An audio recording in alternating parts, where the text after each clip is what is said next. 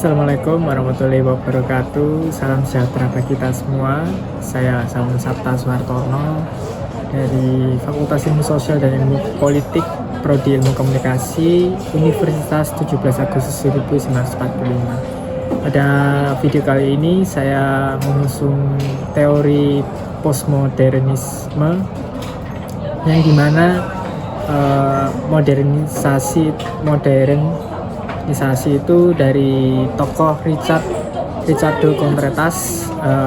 Istilah modern atau modernisme berasal dari bahasa Spanyol, di mana merupakan sebutan bagi gerakan-gerakan kebudayaan lokal Amerika Latin yang berusaha memperjuangkan emansipasi dan otonomi budaya baru untuk melepaskan diri dari cengkraman hegemoni. Asal-usul istilahnya itu berasal dari zaman baru, yang dimana modernus untuk menunjuk batas antara era kekuasaan agama Kristen dan era organisme Romawi. Dan di modernisasi ini ada modernitas, modernisasi maupun modernisme. Modernitas itu kondisi sosial budaya masyarakat yang menyiratkan adanya perubahan paradigma dan bentuk lama ke bentuk baru. Dan modernisme itu mengacu pada gaya dan juga gerakan seni sebagai konsekuensi perlawanan terhadap dominasi seni abad pertengahan. Dan modernisasi itu merupakan proses berlangsungnya proyek mencapai atau menjadi kondisi modern, ditandai dengan industrialisasi, urbanisasi, dan lahirnya negara bangsa atau struktur birokrasi. Rasionalitas modern, di mana tujuannya itu menggunakan pilihan-pilihan yang masuk akal, perhitungan yang tepat, dan juga sarana-sarana yang efisien untuk mencapai tujuan dengan tidak mempedulikan nilai moralitas ataupun adat istiadat agama. Dan nilainya itu lebih mementingkan kesadaran akan nilai-nilai etis, estetis, dan juga religius untuk mencapai tujuan yang diinginkan. Dan lalu untuk tokoh Max Weber, di mana ya menurut Max Weber ini modernitas ialah gagasan yang menyangkut pemisahan bidang-bidang nilai dan tekanan kehidupan, nilai ekonomi, etika, hukum, dan estetika yang sebelumnya terstruktur dalam prinsip religius abad pertengahan mulai dipisahkan oleh rasionalisme pencerahan. Dan unsur pokok dari modernitas itu terdapat 4. Yang pertama itu mengutamakan rasionalitas untuk memecahkan masalah, kemudian bebas dari tradisi maupun sejarah, kemudian mendukung rasio kemajuan dan kebenaran, dan bersifat normatif atau mengikuti norma yang berlaku. Sejak masyarakat menyatakan diri tengah melaksanakan proses modernisasi, maka masyarakat tersebut itu meninggalkan sikap-sikap naif, mitologis tradisional maupun dogmatis dan anti perubahan untuk mencapai tujuan tertentu di masa depan. Dan tokoh dalam filsafatnya ada Immanuel Kant, yang dimana kritisme suatu pengetahuan yang memeriksa dengan teliti apakah pengetahuan itu benar atau tidak menurut Immanuel Kant. Dan juga terdapat 6 peristiwa negatif di era modern. Yang pertama itu membagi kenyataan menjadi 2 sebagai oposisi maupun biner. Yang kedua objektivistik dan instrumentalis positivistik. Yang ketiga dominasi ilmu empiris positivistik terhadap nilai moral dan religi. Keempat pandangan materialisme. Kelima berkembangnya militerisme. Dan keenam bangkitnya tribalisme, etnosentrisme, rasisme, dan juga diskriminasi. Dan alasan krisis modernitas itu modernitas dianggap gagal mewujudkan perbaikan-perbaikan ke arah masa depan. Ilmu pengetahuan modern dipandang tidak mampu lepas diri berwenang-wenangan dan juga penyalahgunaan otoritas demi kekuasaan. Juga terdapat banyaknya kontradiksi antara teori dan fakta terhadap perkembangan ilmu-ilmu modern, munculnya berbagai psikologi sosial, terus tidak mengkomodir dimensi-dimensi mistis dan juga metafisis manusia. Dan postmodernisme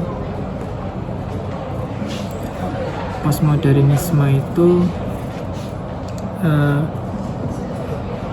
yang berhubungan dengan atau suatu teori yang melibatkan penolakan radikal atas asumsi-asumsi modern mengenai kebudayaan, identitas, sejarah, dan bangsa. Jadi 5 ciri sosiologis dalam postmodern ini ialah memudarnya kepercayaan terhadap agama-agama besar yang transenden dan juga diterimanya pandangan pluralisme dan juga relativisme kebenaran, lalu meledaknya industri media massa sehingga seolah-olah media massa menjadi agama dan Tuhan baru yang bertugas menentukan kebenaran dan juga kesalahan manusia. Munculnya radikalisme etnis keberagaman karena manusia semakin meragukan kebenaran ilmu teknologi dan juga filsafat modern.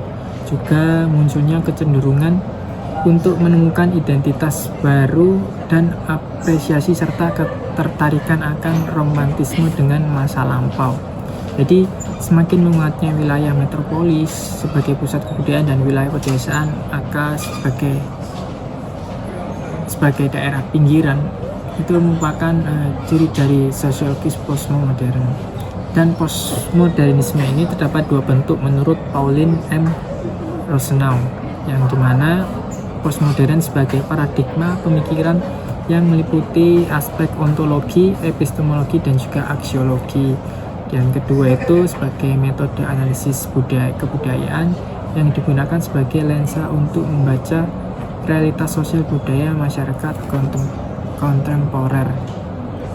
Dan ciri utama kebudayaan postmodern itu lahirnya masyarakat yang terkomputerisasi yang sudah menjadi era modern, runtuhnya narasi-narasi besar modernisme, lahirnya prinsip delegitimisasi dan delegitimasi, disensus, dan juga paralogi.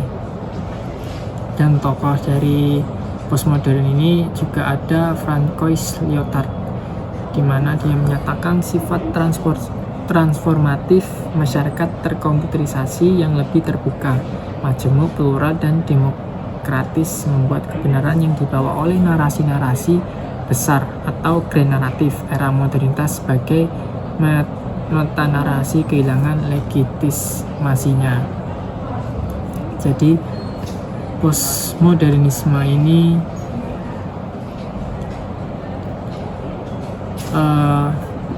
teori yang perspektif atau pendekatan terhadap filsafat dan ilmu sosial yang muncul setelah periode modernisme. Dan teori ini menantang pandangan tradisional dan juga keyakinan bahwa ada kebenaran objektif atau satu cara yang benar untuk memahami dunia. Dan yang ciri utamanya itu penolakan terhadap narasi tunggal atau grand naratif. Nah, tadi terdapat tokoh yang menyatakan grand naratif yaitu Francois Lyotard, yang dimana grand naratif ialah cerita atau pemahaman yang mengklaim bahwa ada suatu pemahaman yang benar atau universal yang dapat menjelaskan dunia secara keseluruhan. Jadi postmodernisme ini menekankan bahwa ada banyak sudut pandang dan pengalaman yang berbeda dan tidak ada satu narasi yang mengklaim untuk mencakup semua kebenaran. Jadi dalam konteks sosial dan budaya itu, postmodernisme mengakui kompleksitas dunia kontemporer yang dipenuhi dengan perbedaan, yang fragmentasi dan ketidakpastian. Jadi ia mengkritik gagasan bahwa ada satu nilai atau norma yang benar yang menekankan pentingnya menghargai keragaman budaya dan perspektif. Dan terdapat contohnya seperti dalam seni rupa, di mana postmodernisme ini menolak pandangan bahwa seni harus mengikuti aturan dan norma yang telah ditetapkan sebelumnya. Seniman postmodern seringkali mengeksplorasi beragam media dan gaya serta mencampur elemen-elemen dan budaya populer, sejarah, dan teknologi. Jadi mereka juga sering mengambil sudut pandang subjektif dan menantang konsistensi estetika. Dan dalam sastra, postmodernisme itu seringkali ditandai oleh narasi yang terfragmentasi, penggunaan gaya yang eksperimental, dan penolakan terhadap struktur tradisional.